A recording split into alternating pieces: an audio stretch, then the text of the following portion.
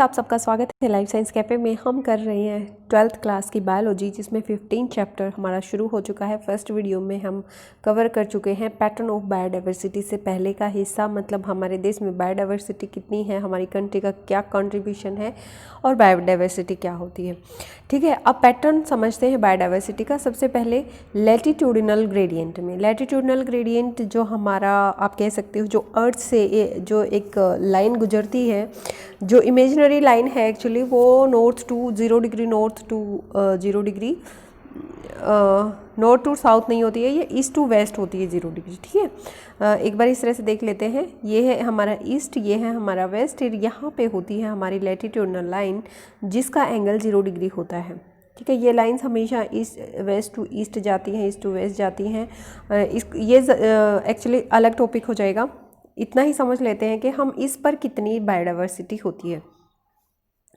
Diversity of plant and animal is not uniform through out the world. जो diversity है वो uniform नहीं है। ऐसा नहीं है कि हमारे देश में जितनी डाइवर्सिटी है उतनी दूसरे देशों में भी होगी, but show A rather uneven distribution. लेकिन ये अनइवन डिस्ट्रीब्यूशन शो करती है, मतलब कहीं पे बहुत ज़्यादा डाइवर्सिटी और कहीं पे बिल्कुल कम है। ठीक है, जैसे हमारे ही देश में लगा लो डाइवर्सिटी, बायोडाइवर्सिटी जो है राजस्थान में कम है, वेस्टर्न घाट जो है हिमालय के वहाँ पे बहुत ज़्यादा है। For many groups of animal और प्लांट्स, कई प्लांट और एनिमल ग्रुप्स के लिए there are interesting pattern in diversity, बहुत ज़्यादा इंटरेस्टिंग पैटर्न है। The most well known being the latitudinal gradient in diversity, जो सबसे ज़्यादा अच्छे से जाने जाते हैं वो लैटिट्यूडिनल ग्रेडियंट है डाइवर्सिटी में। इन जनरल, साधारणतः species diversity decreases as we move from the equator toward the pole. साधारणतः मतलब यही समझा जाता है और यही होता भी है कि इक्वेटर से पोल्स की तरफ जब हम जाते हैं तो डिक्रीज़ हो जाती है। सबसे ज़्यादा डाइवर्सिटी कहाँ है? इक्वेटर पे। पोल्स पे क्या है? सबसे कम डाइवर्सिटी है। पोल्स पे एक्चुअली बहुत ज़्यादा बर्फ़ गिरती है। ठीक है, जैसे ये नॉर्थ पोल है, ये साउथ पोल है, यहाँ पे बर्फ़ गिरती है तो यहाँ पे डाइवर्सिटी कम है। With very few exceptions, tropics harbour more species than temperate और पोलर एरियाज। जो ट्रॉपिकल रीजन होते हैं, लैटिट्यूडनल रेंज जिसकी ये एंगल है actually 23.5 degree north to 23.5 degree south में, यहाँ पे क्या है ज़्यादा स्पीसीज़ हैं कंपेयर टू टेम्परेट और पोलर एरियाज़ के। ठीक है, पोलर एरियाज़ में क्या होता है? ज़्यादातर बर्फ़ होती है। उसके बाद हमारा आता है कोलंबिया, लोकेटेड नियर, हटाना पड़ेगा ये, नहीं तो दिखाई नहीं देगा। Colombia located near the equator has nearly 1400 species of birds. देखो कोलंबिया कहाँ है? हमारे अर्थ के इक्वेटर पे है। ठीक है, वहाँ पे 1400 स्पीसीज़ हैं बर्ड्स की। While New York at 41 degree north has 105 species and Greenland at 71 degree north has only 56 species. देखिए कितनी ज़्यादा स्पीसीज़ जो है वो कम हो गई हैं। कोलंबिया इक्वेटर के पास है तो वहाँ पे 1400 स्पीसीज़ हैं। ठीक है, उसके बाद न्यूयॉर्क 41 है तो 105 है, यहाँ पे 56 है। जैसे जैसे इनका एंगल बढ़ता जा रहा है वैसे वैसे स्पीसीज डाइवर्सिटी कम होती जा रही है। India with much of its land area in tropical latitude has more than 1200 species of birds. जो इंडिया है वहाँ पे 1200 स्पीसीज़ हैं, क्योंकि इसका ट्रॉपिकल लैटिट्यूड में है इसका ज़्यादातर एरिया, इसलिए यहाँ पे ज़्यादा है। एक्चुअली आपको कंफ्यूज नहीं होना है, साइंस के बच्चे हो आपको थोड़ा प्रॉब्लम हो सकती है। जैसे ये इक्वेटर है ना, और मैंने बोला आपको कि ये लाइंस इस तरह से जाती हैं लैटिट्यूडनल लाइन, और इस तरह की जो लाइन होती है वो लॉन्गिट्यूडनल लाइन होती है। ठीक है, उसको लॉन्गिट्यूडनल लाइन बोलती हैं। ये जाती हैं नॉर्थ टू साउथ। एक्चुअली ये लाइन्स वाइन्स कुछ नहीं होती, इमेजिनरी लाइन है ये कुछ हमें दिखाई नहीं देता। बस ये मानते हैं कि हमें देशों की, जो हमारे वर्ल्ड में जितने देश हैं उनको हम नॉर्थ ईस्टर्न कंट्रीज़ बोल सकते हैं, नॉर्थ वेस्टर्न बोल सकते हैं, इस तरह से हम उनको नाम दे सकते हैं। इमेजिनरी लाइन है। एक्चुअली भगवान ने कोई ऐसी लाइन नहीं बनाई। जैसे डाइवर्सिटी बनाई है भगवान ने, बायोडाइवर्सिटी बनाई है, वैसे नेचर ने ऐसा कुछ नहीं किया, ये सिर्फ हमारी इमेजिनेशन है। हम अर्थ को एक तरह से समझने के लिए कि ये लैटिट्यूडनल लाइन है, ये लॉन्गिट्यूडनल लाइन है, यहाँ पे एंगल 0 डिग्री सेल्सियस है, यहाँ पे डाइवर्सिटी ज़्यादा होती है, ये नॉर्थ पोल है, ये साउथ पोल है, ऐसा कुछ भी नहीं होता। लेकिन हमने जगहों के नाम बताने के लिए, उनको समझने के लिए ये सब किया है। ठीक है। A forest in tropical region like equator has up to 10 times as many species of vascular plant as a forest of equal area in temperate region like the Midwest of USA। अब इस चीज़ को समझो, देखो जो एक forest है tropical region में, like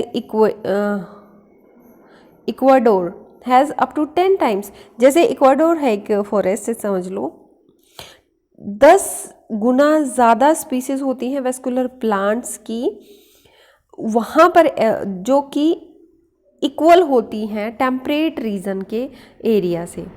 ठीक है, वो 10 गुना ज़्यादा है, मतलब इक्वेटर का इतना ज़्यादा असर होता है। जैसे मिडवेस्ट यूएसए में है, उस हिसाब से 10 times ज़्यादा वेराइटीज़ वहाँ पे मिल जाएंगी। Largely tropical Amazonian rainforest of South American has the greatest biodiversity on earth. It is home to more than 40,000 species of plants, 3,000 species of fishes, 1,300 species of birds, 427 of mammals, 427 of amphibians, 378 of reptiles and more than 1,25,000 invertebrates। देखो सबसे ज़्यादा जो America का एक tropical Amazonian rain forest है, ठीक है, आपने अमेजोन के नाम से भी सुना होगा, तो साउथ अमेरिका में ये बहुत ज़्यादा बायोडाइवर्सिटी है। साउथ अमेरिका में है ये, यहाँ पे बायोडाइवर्सिटी बहुत ज़्यादा होती है और इतनी स्पीसीज़ होती है। 40,000 स्पीसीज़ देखिए प्लांट्स की हैं, 3,000 फिशेज़ की हैं। तो क्या है, scientist estimate that in these rainforests there might be at least 2 million insect species waiting to be discovered and named। Scientist ऐसा मानते हैं कि रेन फॉरेस्ट होते हैं इस तरह के, जो यहाँ पर एटलीस्ट 2 मिलियन इंसेक्ट स्पीसीज ऐसी होंगी जिनको अभी डिस्कवर करना है, जिनको अभी नाम देना है। So what is so special about tropics that might account for their greater biological diversity? ऐसा क्या है इस ट्रॉपिक्स में कि जो इतने ज़्यादा डाइवर्सिटी होती है, यहाँ पे बायोलॉजिकल डाइवर्सिटी होती है? Ecologist and evolutionary biologist have proposed various hypothesis. उन्होंने बहुत सारे हाइपोथेसिस प्रपोज किए हैं, बताए हैं। कुछ इंपॉर्टेंट उनमें से हैं, जैसे speciation is generally a function of time. Speciation क्या होता है? एक टाइम का एक मतलब जैसे वक्त बदलता है ना, उसी तरह से टाइम के साथ स्पेशिएशन बढ़ जाती है या बदलती है। Unlike temperate region subjected to frequent glaciations in the past, tropical latitude have remained relatively undisturbed for millions of years. उनके अकॉर्डिंग क्या था, जैसे कि ग्लेशिएशंस हो जाती है फ्रीक्वेंट, कहाँ पे? टेम्परेट रीजन में। बल्कि जो ट्रॉपिकल एल्टीट्यूड वाले होते हैं वो अनचेंज्ड रहते हैं, मतलब रिमेन अनचेंज्ड, मतलब अनडिस्टर्ब्ड हो जाते हैं, उनको कोई छेड़ता नहीं है मिलियन ऑफ ईयर्स तक। तो इसलिए had a long evolutionary time for species diversification. तो उनके पास स्पीसीज डाइवर्सिफिकेशन का बहुत ज़्यादा टाइम बच गया। ठीक है। Tropical moment environments unlike temperate ones are less seasonal. Tropical environment होते हैं जैसे टेम्परेट होते हैं, लेस सीजनल होते हैं, बहुत ज़्यादा मतलब कम ही सीजनल होते हैं। Relatively more constant and predictable, ये ज़्यादा कांस्टेंट रहते हैं, मतलब स्टेबल रहते हैं और प्रिडिक्टेबल रहते हैं। Such constant environment promote niche specialization and lead to the greater species diversity. There is more solar energy available to tropics, which attributes to higher productivity, thus in turn might contribute diversity to a greater contribute indirectly to greater diversity। दूसरा कारण यहाँ पे था, जो tropical moments होते हैं, जैसे temperate में नहीं होता इस तरह से, ट्रॉपिकल मोमेंट्स लेस सीजनल होते हैं, ठीक है, कांस्टेंट होते हैं, प्रिडिक्टेबल होते हैं। ऐसे कांस्टेंट एनवायरनमेंट प्रोमोट करते हैं नीश को, जो उनका घर होता है वो बन जाता है, नीश स्पेशलाइजेशन हो जाती है, जिसकी वजह से ग्रेटर स्पीसीज डाइवर्सिटी बन जाती है। ठीक है, जो उनका घर ही बन गया तो डाइवर्सिटी भी हो जाएगी वहाँ पे। There is more solar energy, वहाँ पे सोलर एनर्जी भी बहुत ज़्यादा अवेलेबल होती है उन टॉपिक्स में जो कंट्रीब्यूट करती है प्रोडक्टिविटी को। ज़्यादा सोलर एनर्जी होगी तो ज़्यादा फोटोसिंथेसिस होगा, उनको ज़्यादा स्टेबिलिटी मिलेगी, है ना। This in turn might contribute indirectly to greater diversity, इसलिए वो इनडायरेक्टली क्या है, वो टॉपिक्स जो हैं वो सपोर्ट करते हैं डाइवर्सिटी को। स्पीसीज एरिया रिलेशनशिप का भी बहुत ज़्यादा योगदान है।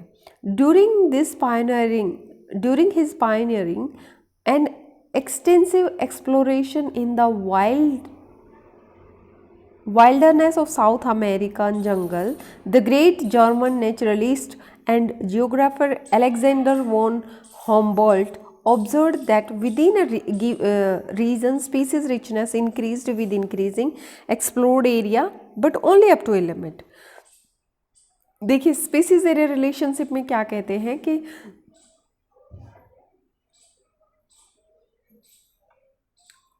जो पायनियरिंग क्या होता है, पहले सपोज किसी एरिया में कोई भी स्पीसीज थी ही नहीं, ठीक है, अब वहाँ पे बिल्कुल सूखा पड़ा हुआ है, कोई स्पीसीज नहीं है, कोई डाइवर्सिटी नहीं, कुछ नहीं है, तो ऐसे एरिया को पायनियरिंग कहते हैं, जहाँ पे एक मतलब शुरुआत हुई है नए जनरेशन बनने की। तो उनको एक्सटेंसिव अगर एक्सप्लोर करें, देखें वाइल्डनेस को, साउथ अमेरिकन जंगल्स को, जो ये जर्मन न्यूट्रलिस्ट थे या फिर अलेक्जेंडर ज्योग्राफर थे, उन्होंने ऑब्जर्व किया कि अगर किसी रीजन में स्पीसीज रिचनेस देखी जाए तो वो रिचनेस क्या है, इंक्रीज होती है जैसे ही हम एरिया को एक्सप्लोर करते हैं, है ना। लेकिन वो एक लिमिट तक ही इंक्रीज होती है, ऐसा नहीं है कि हम ज़्यादा एरिया एक्सप्लोर करेंगे तो ज़्यादा रिचनेस मिलेगी। In fact relation between species richness and area for wild variety of taxa turn out to be a rectangular hyperbola. अगर हम उस एरिया के रिलेशन को देखें और वैरायटी को देखें टैक्सा की, जैसे बर्ड्स या बैट्स या प्लांट्स फिशेस कुछ भी देखें, तो वो हाइपरबोलर रिलेशनशिप होता है। फिगर 12.2 में देखेंगे पहले। On A logarithmic scale the relationship is straight line described by equation. जो अगर हम इसको रिलेशन में देखें तो log s is equal to log c plus log z log a, जहाँ पे s क्या है, स्पीसीज रिचनेस है, हम स्पीसीज रिचनेस ही तो देख रहे हैं, बायोडाइवर्सिटी उसी को तो कहते हैं। a क्या है, एरिया है हमारा, z क्या है, स्लोप ऑफ लाइन है, ठीक है, और c क्या है, y इंटरसेप्ट है।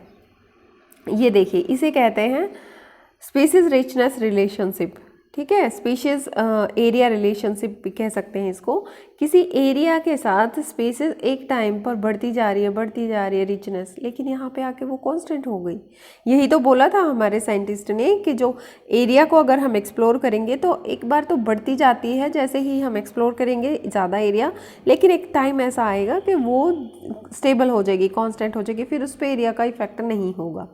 Ecologists have discovered that the value of Z line in the range lies in the range of 0.1 to 0.2 regardless of the taxonomic group or the region। देखिए ये जो वैल्यू है Z की हमारी, ये कहाँ लाई करती है, 0.1 to 0.2। इससे टैक्सोनॉमिक ग्रुप का या रीजन का या एरिया का कोई फर्क नहीं पड़ता, ठीक है।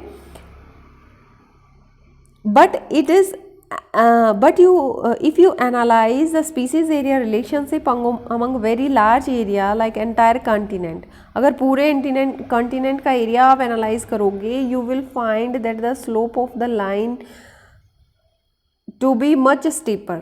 जो स्लोप है लाइन का वो स्टीपर है। फॉर एग्जाम्पल फॉर फ्रूगिवोर्स, जैसे फ्रूट ईटिंग बर्ड्स हैं, ठीक है, फ्रूगिवोरस बोलते हैं इनको, फ्रूट ईटिंग बर्ड्स को, and mammals in the tropical forest of different continent the slope is found to be 1.15। What do steeper slope mean in this constant. यहाँ पे इसका मतलब क्या है, देखिए जैसे ही हमने बोला था कि z की वैल्यू कितनी होती है, 0.1 to 0.2, लेकिन फ्रूट ईटिंग बर्ड्स के लिए और मैमल्स के लिए ट्रॉपिकल फॉरेस्ट में डिफरेंट कंटिनेंट में जो स्लोप है वो कितना मिलता है, 1.15। तो स्टीपर स्लोप जो होते हैं, जो बिल्कुल स्ट्रेट लाइन वाले हैं, ठीक है, उससे क्या मतलब है यहाँ पे? The importance of species diversity to the ecosystem, हमारे इकोसिस्टम के लिए हमारी डाइवर्सिटी क्या इम्पोर्टेंस रखती है, क्या क्यों ज़रूरी है?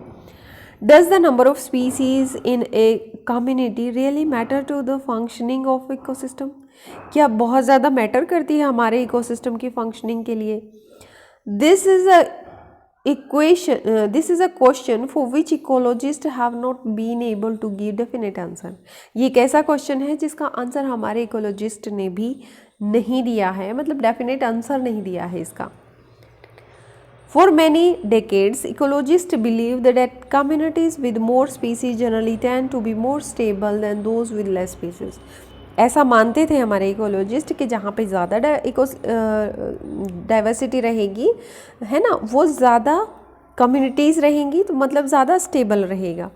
What exactly is stability for biologist? In biologist के लिए स्टेबिलिटी का मतलब क्या है कि कम्युनिटी स्टेबल रहेगी, ये भी समझना ज़रूरी है, क्योंकि हमारी नज़र में कम्युनिटी का स्टेबल होना कुछ और होता है और जो बायोलॉजिस्ट होते हैं उनकी नज़र में कुछ और होता है.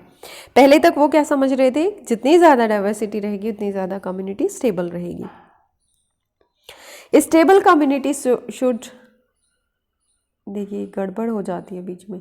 Stable community should not show too much variation in productivity from year to year. It must be either resistance और resilient to occasional disturbance, and it must also be resistant to invasions by alien species.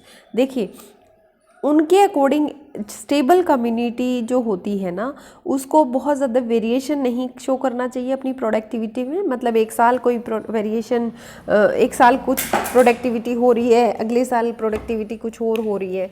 तो stable community का मतलब ये नहीं है कि उनकी productivity हर साल वेरी करे. और ये रेजिस्टेंट होनी चाहिए ओकेजनल डिस्टर्बेंस से, जैसे उनको कोई डिस्टर्बेंस नहीं हो, जैसे इंसान भी उनको डिस्टर्ब ना करे या फिर नेचर भी उनको डिस्टर्बेंस ना करे, ठीक है. और रेजिस्टेंस होनी चाहिए, रेजिस्टेंट होनी चाहिए जो बाहर की स्पीसीज़ आती हैं, कोई भी अदर स्पीसीज़ उनको परेशान करती है, ये भी ऐसा भी नहीं होना चाहिए. तो स्टेबल कम्युनिटी है, अगर ऐसा होता है तो वो स्टेबल है. We don't know how these attributes are linked to species richness in community, but David Tilman's long term ecosystem experiments using outdoor plots provide some tentative answers. हमें नहीं पता कि ये जो लिंक्ड होती हैं स्पीसीज रिचनेस है कम्युनिटी में, वो किस तरह से लिंक्ड होती हैं. लेकिन डेविड टेलमैन्स ने लॉन्ग टर्म इकोसिस्टम एक्सपेरिमेंट किया, उन्होंने आउटडोर प्लॉट्स बनाए जिनको कुछ टेंटेटिव आंसर मिला, ठीक है. Tilman found that plots with more species show less year to year variation in total biomass. उन्होंने दिखाया कि जिन प्लॉट्स में ज़्यादा स्पीसीज थी वो ईयर टू ईयर वेरिएशन जो था उनका टोटल बायोमास का वो बहुत कम था. उनका टोटल बायोमास जो बना था हर साल उनमें वेरिएशन बहुत कम थी. He also showed that in his experiments, अपने एक्सपेरिमेंट में increase diversity contribute to higher productivity. जितनी ज़्यादा डाइवर्सिटी होगी उतनी ज़्यादा प्रोडक्टिविटी होगी. आप इसको इस तरह से समझ सकते हो, अगर आपकी फैमिली में जितने ज़्यादा लोग होंगे उतनी ज़्यादा इनकम होगी, है ना. आजकल हर कोई कमाता रहता है, तो उनके अकॉर्डिंग डाइवर्सिटी ज़्यादा है तो प्रोडक्टिविटी भी ज़्यादा है. Although we may not understand completely how species richness contribute to the well being of ecosystem. हमें अब तक ये समझ में नहीं आया है, इतना सब होने के बाद ये समझ में नहीं आया कि किस तरह से वेल बीइंग होता है, किस तरह से वो इकोसिस्टम है वो बहुत अच्छे से काम करता है, और ये स्पीसीज रिचनेस किस तरह से कंट्रीब्यूट करती है इकोसिस्टम के वेल बीइंग को, ठीक है. We know enough to realize that rich diversity is not only essential for ecosystem health but imperative for the very survival of human race on the planet.